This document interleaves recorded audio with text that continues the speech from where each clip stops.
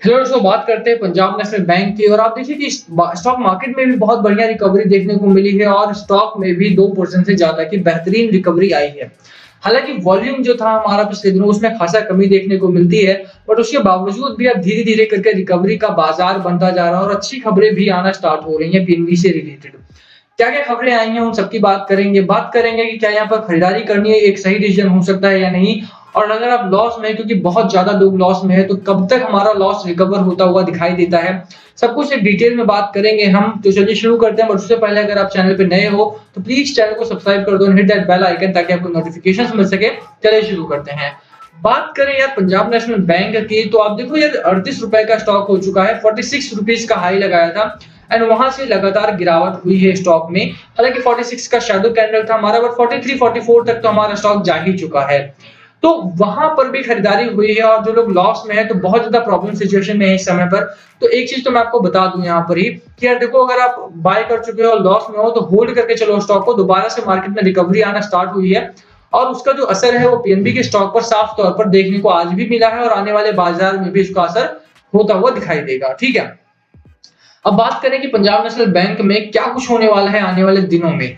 तो अच्छा, उससे एक पहले एक और चीज मैं आपको बता दूं यार कि कल हमने अपने डिस्क्रिप्शन बॉक्स में एक बुक का लिंक डाला था कि आप बाय कीजिए। हमने नहीं लिखी थी, तो बहुत सारे इन्वेस्टर्स का हमारा मैसेज आया कि आप ऐसी बुक्स का लिंक और डाला करो यार, क्योंकि हमें लेजिटिमेट बुक का नाम नहीं पता चलता कौन सी पढ़नी है, कौन सी हेल्पफुल होगी, कौन सी नहीं होगी। इसीलिए हमने आज भी एक बुक का लिंक डाला है, the intelligent investor. Benjamin Graham साहब ने लिखी है ये बुक, जो वॉरेन बफेट साहब के गुरु माने जाते हैं। और आप जानते हैं कि दोनों ही लोग बहुत बड़े इन्वेस्टर रहे हैं और वॉरेन बफेट तो भगवान माने जाते हैं स्टॉक मार्केट के। तो अगर उनके टिप्स एंड ट्रिक्स लिखे हैं इस स्टॉक में, इस बुक में, तो बहुत ही बेहतरीन बुक होने वाली है। हिंदी में भी है, इंग्लिश में भी है, सस्ती किताब है। लिंक डिस्क्रिप्शन में है, आप क्लिक करें और अमेजन की वेबसाइट पर जाएं और परचेज करें। एक महीने में कम से कम एक बुक तो जरूर पढ़ा करें। ये किताब काफी हेल्पफुल होने वाली है, तो please go ahead and buy this book. बहुत अच्छी किताब है। एंड हाँ, कोई प्रमोशन नहीं है, कोई पैसा नहीं मिलने वाला मुझे। तो अगर आपको पढ़ना है तो पढ़िए, नहीं पढ़ना है तो कोई प्रॉब्लम वाली बात नहीं है। अगर आपको लगता है आपको सब कुछ आता है तो बहुत अच्छी बात है। अगर आपको सीखना है तो please go ahead and by the book और पढ़िए। आप पढ़कर जरूर कमेंट करना क्या क्या सीखा आपने। चलिए आगे बात करते हैं पीएनबी की। और अगर पीएनबी में हम आगे देखें तो यार एक दिन का जो चार्ट दिखाई देता है, काफी बेहतरीन चार्ट यहाँ पर है। काफी कुछ हमारा जो निफ्टी का चार्ट रहा है उससे अलाइन करके दिखने को मिलता है। जहां निफ्टी का जो चार्ट है हमारा, उसी तरह का हमारा एक चार्ट यहाँ पर भी होता है।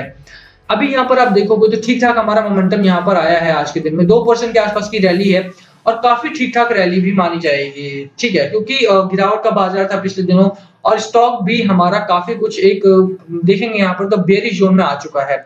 जो मैकडी है हमारा वो ऑलरेडी बेरिश जोन में है। हिस्टोग्राम हमारे डाउनवर्ड बन रहे हैं। ऐसी सिचुएशन में भी अगर हमारा स्टॉक 2% से ज्यादा की रैली दिखा रहा है तो काफी अच्छा है ये, मैं कहूंगा यहाँ पर। अब सबसे पहले बात करते हैं कि क्या स्टॉक को बाय करना है या नहीं। बाय करना है तो कब तक आपको रुकना पड़ेगा। तो देखो, स्टॉक बुरा नहीं है। अभी पिछले दिनों क्रेडिट कार्ड बिजनेस को सपोर्ट करने के लिए, होल्ड करने के लिए, चलाने के लिए, मेंटेन करने के लिए पीएनबी ने एक होली ओन्ड सब्सिडरी बनाई है, जो क्रेडिट कार्ड का ही बिजनेस देखेंगे वो लोग। तो काफी डेवलपमेंट हो रही है स्टॉक में और आरबीआई की तरफ से भी काफी बढ़िया गाइडलाइंस पीएनबी के लिए आ रही हैं। पीएनबी की खुद की खबरें बहुत अच्छी हैं यहाँ पर। और जो टारगेट्स आए थे, चाहे वो संजय भाषण की तरफ से हो, चाहे वो अरुण शौरी की तरफ से हो, काफी कुछ बहुत बेहतरीन होता जा रहा है। जेफरीज की तरफ से भी काफी बढ़िया टारगेट्स यहाँ पर आए थे। 54 56 रुपीज के टारगेट यहाँ पर आना स्टार्ट हुए थे, बट उसके बाद मार्केट में जो गिरावट का माहौल बना है उसकी वजह से मार्केट में गिरावट हुई और स्टॉक में भी गिरावट हुई है। तो ऐसा नहीं है कि अगर आप बाय करते हो तो लॉस करोगे। शॉर्ट टर्म का यहाँ पे वोलेटिलिटी बनी हुई है, हालांकि उसके पीछे के रीजन आप साफ तौर पर जानते हो। कोविड केसेस बढ़ रहे हैं, क्रूड ऑयल प्राइसेस बढ़ रहे हैं, बॉन्ड यील्ड बढ़ रहा है हमारा। तो वो सारे रीजंस हैं हमारे सामने और वही एक बड़ा कारण बन रहा है जिसकी वजह से मार्केट भी गिरा है और स्टॉक भी गिरा है।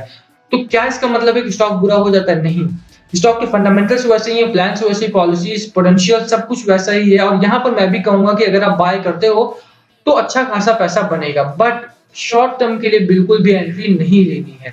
शॉर्ट टर्म में नहीं आना है। लॉन्ग टर्म के लिए आप यहाँ पर आ सकते हो। और भी अच्छे स्टॉक्स हैं, हालांकि अगर आपको पीएनबी ही बाय करना है तो यहाँ पर ये शॉर्ट टर्म का स्टॉक नहीं है, लॉन्ग टर्म के लिए बाय किया जा सकता है सिर्फ। ठीक है, लॉन्ग टर्म के लिए आते हो तो ठीक ठाक यहाँ पे आपको प्रॉफिट बनता हुआ दिखाई देगा। शॉर्ट टर्म में क्यों नहीं आना है उसकी बात बाद में करेंगे, बट यहाँ पर आप देखोगे तो इस समय पर जो सिचुएशन है इस स्टॉक की वो बहुत मिडल में है, या ना तो बेरिश है ना तो बुलिश है। चार्ट को देखकर भी यही साफ तौर पर लगता है कि यहाँ से एक रिकवरी आने की उम्मीद है हम। तो आप देखोगे तो यहाँ पर बाजार में रिकवरी की उम्मीद है और उसी तरह से स्टॉक में भी अच्छी खासी रिकवरी यहाँ पर आती हुई दिखाई दे रही है।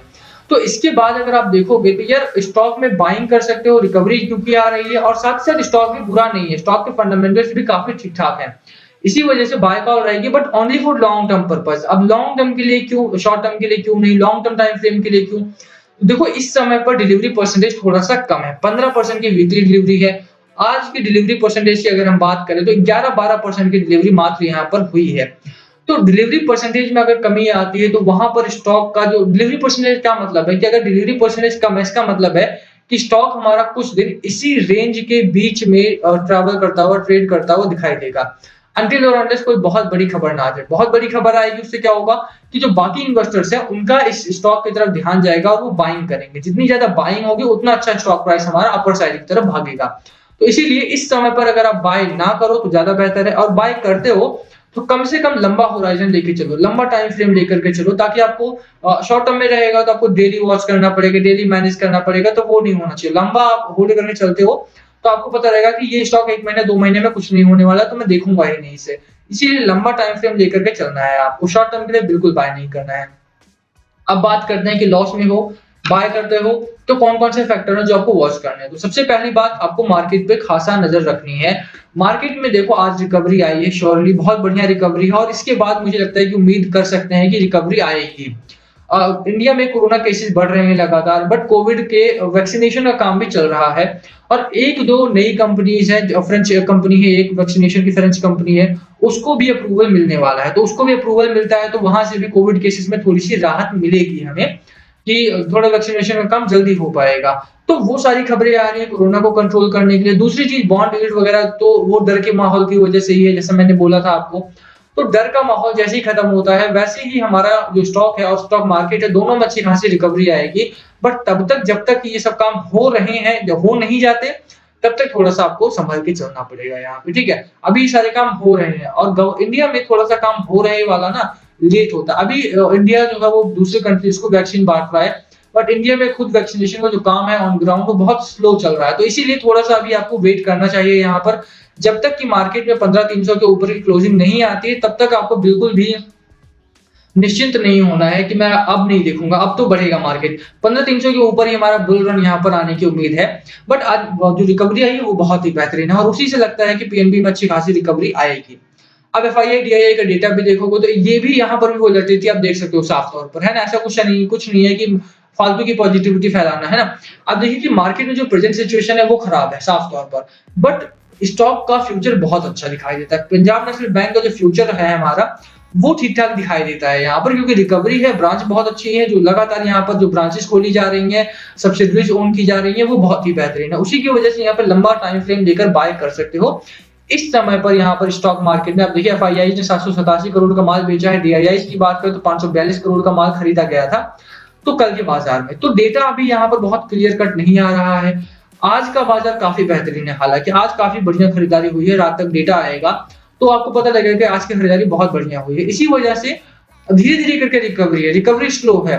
पॉजिटिव रहना इंपॉर्टेंट है आपका मार्केट में और इसीलिए मैं कहूँगा कि लंबा टाइम फ्रेम भी लेकर के चलो आप। लंबा टाइम फ्रेम रहेगा तो आपके लिए बहुत बढ़िया होगा। एक चीज जो इस स्टॉक के लिए इंपॉर्टेंट हो जाती है वो है कि यार ये जो हमारा 40-41 रुपए का जो एक टारगेट है, 41 रुपए के ऊपर जब तक नहीं निकलता हमारा स्टॉक तब तक थोड़ा सा प्रॉब्लमेटिक सिचुएशन रहेगी आपके लिए।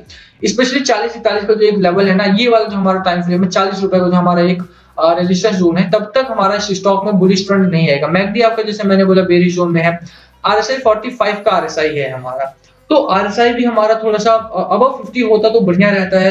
प्राइस मोमेंटम भी थोड़ा सा वीक दिखाई देता है और साफ तौर पर आपको डिलीवरी परसेंटेज में भी देखने को मिलता है। तो यही एक बड़ी वजह है कि इस स्टॉक को आप देख सकते हो कि यार यहाँ पे थोड़ा सा आपको रुकना पड़ेगा और जैसे मैंने बोला कि डिलीवरी परसेंटेज की वजह से यहाँ पे साइडवेज की मूव आनी इंपॉर्टेंट मतलब जरूरी है और वो आएगी भी। 40 का लेवल क्रॉस करेगा वहां पे शॉर्ट टर्म के लिए बाइंग भी कर सकते हो और बिकवाली भी की जा सकती है। इसी का वीडियो खत्म कर रहे हैं हम। देखिए करना क्या है, तो बाय कर सकते हो सिर्फ लॉन्ग टर्म के लिए, लॉस में हो तो होल्ड करो, बढ़िया प्रॉफिट बनेगा। 56 का टारगेट है संजीव भाषण जी का भी, अरुण सौरभ का भी, जेफरीज का भी, काफी लोगों ने इतने बड़े बड़े टारगेट दिए थे तो वो टारगेट आपके अचीव होंगे जल्दी ही। एंड बुक जरूर चेकआउट करना, द इंटेलिजेंट इन्वेस्टर, उससे भी काफी कुछ आपको नया सीखने को मिलेगा। काफी बढ़िया किताब है वॉरेन बफेट। तो दोनों दोनों ने मिलकर के काफी सारे टिप्स एंड ट्रिक्स उसमें बताए हैं। दोनों के काफी ज्यादा उसमें स्ट्रेटजीज है जो काफी काम आने वाली है आपको इन दिनों, जैसा वॉलेटाइल मार्केट हो रखा है हमारा। तो चलिए खत्म करते हैं। पसंद आई हो तो वीडियो लाइक कर देना, चैनल पे नए हो सब्सक्राइब किए बिना मत जाना। Thank you for watching. कुछ पूछना हो तो प्लीज कमेंट बिलो, हम सभी कमेंट से रिप्लाई करने की कोशिश करेंगे। Thank you.